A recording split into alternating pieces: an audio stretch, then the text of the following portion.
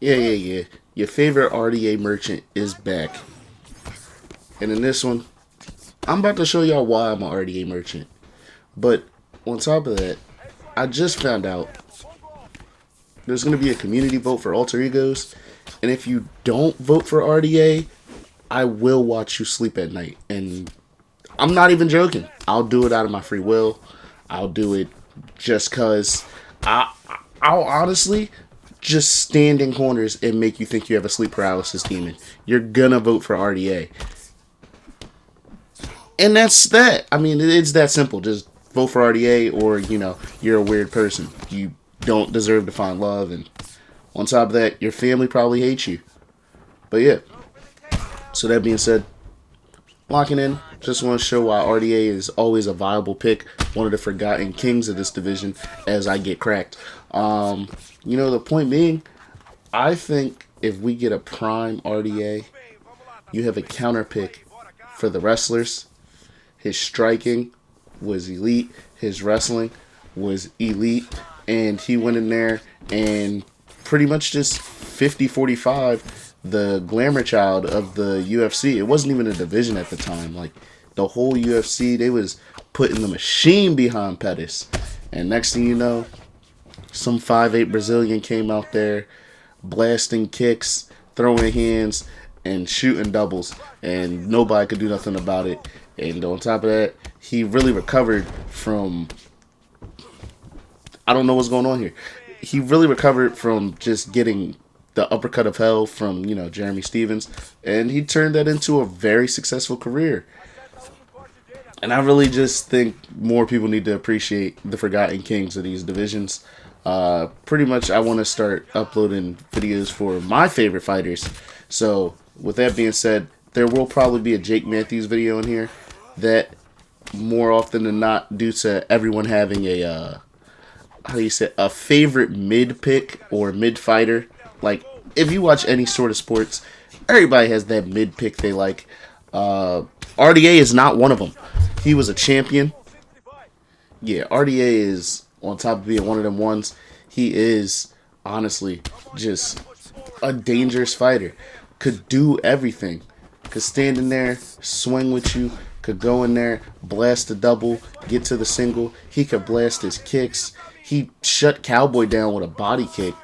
Prime Cowboy. Like, this was a crazy man. And, shoot, I don't know. That counter fight wouldn't have went how it did for Eddie Alvarez. I think RDA would have really gave him work. But, hey, we're just going to transition to the next round anyway. This guy went for a double leg or a single leg. He got reversed. Lay on your back. So, yeah. I don't know, man. I don't know why we're here where we're at today. But, yeah, if you don't vote for RDA, I will haunt you if anything happens to me. So, I'm just going to focus on why and how you should probably use them. Now, honestly, don't go in here boxing. I just didn't respect Bo at all. He did dumb stuff and tried to shoot crazy stuff up the middle. So I went for stuff like this. Once I drop you, and I'm going to jump on your arm bars to weaken your block. I'm going to make it harder for you to do anything in the pocket. I'm going to go through and try to deny you a lot to just get a stamina advantage. Because RDA is low-key a cardio merchant too. So yeah. And he's not going to like what I'm doing to him. So once he feels that pressure pick up and my counters get sharper, he's going to get out of here. So yeah, I'll just I'll pick up with y'all in the next fight.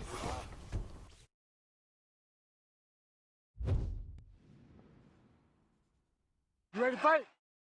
Ready. Good. Alright, so now we got an RDA merchant versus the pullout merchant, aka Dan Hooker. I'm not gonna do Dan like that. I really like Dan too. But yeah, man, when you have a matchup like this, you gotta, I'm not gonna lie, you gotta make it kind of ugly. You can't just let somebody pick you apart from the outside, no matter what they do. Like, if he works, because he's literally trying to chop my leg, right? So as soon as I realized that, I'm going to stand on the outside and try and force some leg kicks so I could block a few of them. Now, honestly, I wasn't picking up the timing, so I really just tried to be all the way in or all the way out. And when I was all the way in, I tried to use my jab to set up a lot of things so I could either go with the hook, the uppercuts, and then work to my kicks. Because if he's worried about punches, he'll start pulling, as you saw like 2 exchanges ago. Once he pulled, I fired off a body kick, and that does even more damage. So we just working here and trying to, figure out what's going on, because he's throwing a lot of feints, and the only read I really have right now is the leg kick. But when it came to timing it, I was terrible, which happens sometimes. You can know what somebody's doing, but that doesn't always mean you'll be successful in defending it, which I know sounds backwards, but you really just got to focus on getting your offense in and doing what you want to do, as well as mitigating as much as possible what they do. Now, right there, I got in there, I interrupted him, and he tried to respond, and I hit him with like another 2-piece, and I won the exchange. Now, the problem is I stayed too long, and Dan Hooker is a brawler that's very durable and also has a high switch stance. So with him having a high switch stance, I can't even have the benefit of chopping his leg, because I think his switch stance is like a 97. So even if I chop his leg, nothing's really going to happen when he switches stances. Whereas me, if he chops my leg, I think RDA only has like a 92 power, 91, 92, something like that. You chop my leg, that shit's going to drop to like 85. Or no, does it drop by 10? So it'll be like 82. And on top of that, RDA has like a terrible switch stance. So, or it's not the greatest. So on top of that, it's just all around not fun to get your leg chopped as RDA. So I'm paying attention to these things to realize we got to make adjustments for round 2. And my main adjustments are stop pocket boxing this man. Just work more on staying close and interrupting, because he likes to move his head a lot, and he likes to throw leg kicks. So if we can check the leg kick, we can throw a hook as a counter. So yeah, that's pretty much the mindset right there. You ready to fight? Ready. Let's do it. So now that we in round 2, let's see if I can actually implement this game plan, which is check leg kicks, work counters off of the hooks, and if we check the leg kicks and work those counters, we could also force him to throw more of his rounded strikes, which he's been doing, and we could counter off those. And then another thing, if he starts throwing body kicks, the main difference is if you catch the body kick or the knee and you can land that hook, I'm pretty sure it's especially off the knee, if you can land that hook, you can also, while they're stunned from the hook, from them taking that little step back trying to reset their feet, you can land a body shot, whether that be a hook or an uppercut, as he sneaks me when I stand up. But hey, yeah, so main purpose here just being control of the distance right now and trying to be a little bit more defensively sound. He's throwing big strikes, which even though Dan has good cardio too, if I can work to the body through this round and get my counters right, we should, be cool with the cardio battle. And I'm not playing for round 2 and 3 either, because I know RDA has like 95 cardio even on his old version. So I'm just trying to figure out, can I get a cut on him? Can I break his nose to make his short-term stamina come back slower? Can I just do something? And that was not something to do. Go for that high kick. That was bad. But he overextends. And so do I. But yeah, here we go. So I catch his kick, try to take him down. We get it. So now that we're here, we're going to try and work knees to the body and get a few denies and just try to bring the stamina back to equal. Now, I thought he was going to try and go up, so I was looking more for an up. I wasn't only looking up, but I was looking more towards up. And he, I believe, muscle modified to get out to his left. So, hey, that was interesting. Well, his character's left, but really it's the right on the input. And, yeah. So we're back on the feet now, and my leg is cooked. As y'all notice, my leg is now cooked. So I'm having no fun here. And, yeah. When your leg gets cooked, that means you have to bring up the pressure, because now you're doing less damage. But you also gotta be defensively sound. So, if you're not defensively sound, it's just gonna spiral. So, I really am just trying to control the distance here. Like, as much as I can. If that means throw jabs, which are low effort strikes, just to get in there and work my straights occasionally, cool. But I got to do something. As he lands another leg kick and another leg kick, I'm eating them for free, bro. This game plan kind of scaring me. But hey, Stop. Ready to fight? Ready. Good. we locked in, all right. We gonna figure out how to get him to the ground now, because the point I've made is, okay, can't take any more leg kicks. That hurts. Takes away from my power. Hurts me exchanging. Also hurts me getting takedowns. But if I can do them the right way and get off of maybe a body kick again, we should be cool. Now, me pulling right there, surprised I didn't get flash dropped on that leg kick. But you got to pay attention to what you're doing wrong to, make your adjustments. So right here, I'm over here looking for, again, counter windows. But if he starts feigning too much, I'm just going to blitz through him, because you shouldn't react to every feint. Oh my gosh, my leg is getting cooked.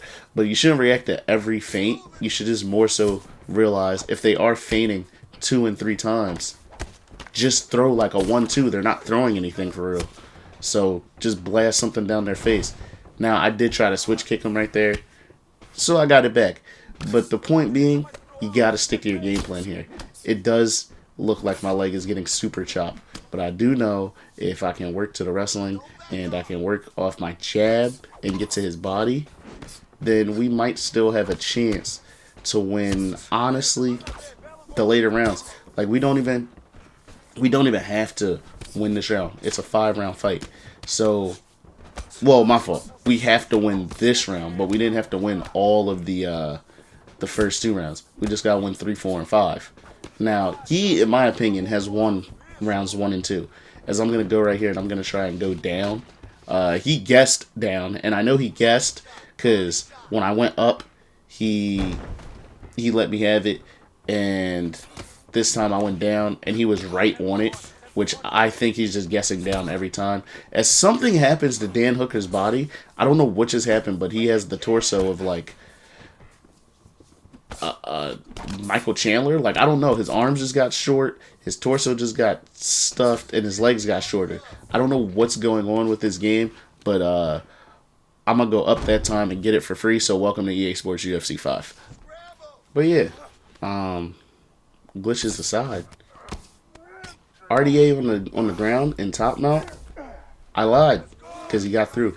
RDA on top in full guard, I'm going to just pull you back down. And I'm going to see how much I can control you. So we're going to get to half guard and see what you do.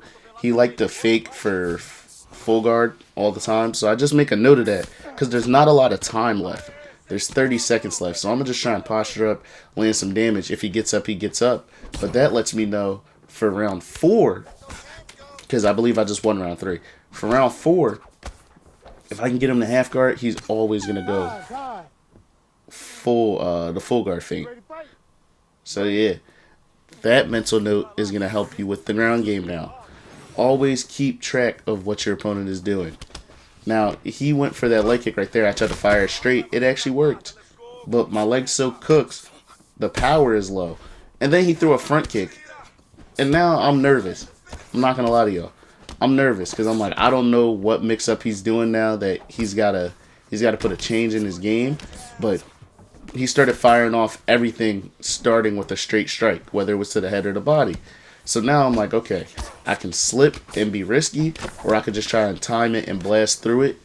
And, yeah, we're going to try and just time it and blast through it. But, hey, RDA doing what he does best, keeping a good pace on people. Thought I was about to get clapped with an overhand, but keeping a good pace on people and controlling his distance and making the fight a little ugly if it has to be, because his whole goal is to win. Whether that's striking with you, blasting kicks with you, wrestling you, or subbing you. He will do what he has to do to win. Now that time, we block to the body and we land a good uppercut counter, which leads to him getting really hurt. Now he didn't get stunned off of it, but he got really hurt. I think I took like half his head health, and then he did what you don't do. He kept exchanging. So now that he kept exchanging, I landed a straight, and that took his head off even closer, and then he tried to throw something, and I landed a head kick that drops him. So now I've landed a knockdown, hurt him to the head, and we're on the ground now. So I could easily just do my best to just control him here. And as I said, he just goes for the full guard feint a lot. So I block one of them, and next thing you know, he's letting me in side control. And then he goes for it again. I thought I blocked it, but hey, now we're in full guard. But it doesn't matter because we're on top right now. So the main point being, as long as you're in control and you work into the body and you get in where you need to get, as he throws the wrong hand, I'm going to wait for him to do it again and try and posture up. But I'm in control right now. I don't have to rush. And there's a minute left. If I can get one more posture up, we're good. And we can control the whole round. So we do one more little punch to the body, and we come back down. So, yeah, this is exactly what you want. And you just won a round. My whole goal, especially with RDA, is winning rounds. Now, I tried to sneak in an arm triangle. He didn't let me. He's going to try and get, I believe, a triangle. He's not trying to get up with these. That's why it gave me so long to deny it. But, yeah, bro. RDA banks another round. So, I believe I've banked 3. I clearly just banked 4. And there's 10 seconds left. Let's see if we can do some damage. But if not, that's okay. So, we're just going to go into the next round. You ready to fight? You ready? Let's do it. All right, now that Herb Dean got his, his 3 voice lines in, time for the 5th round.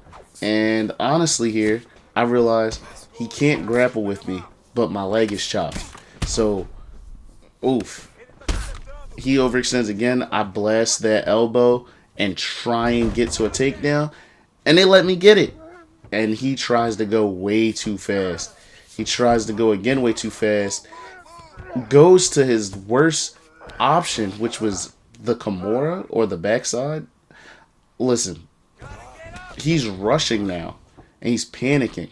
So I'm just going to punch the body, and if he does any more like big transitions, I'm going to just stop it. Now he went there.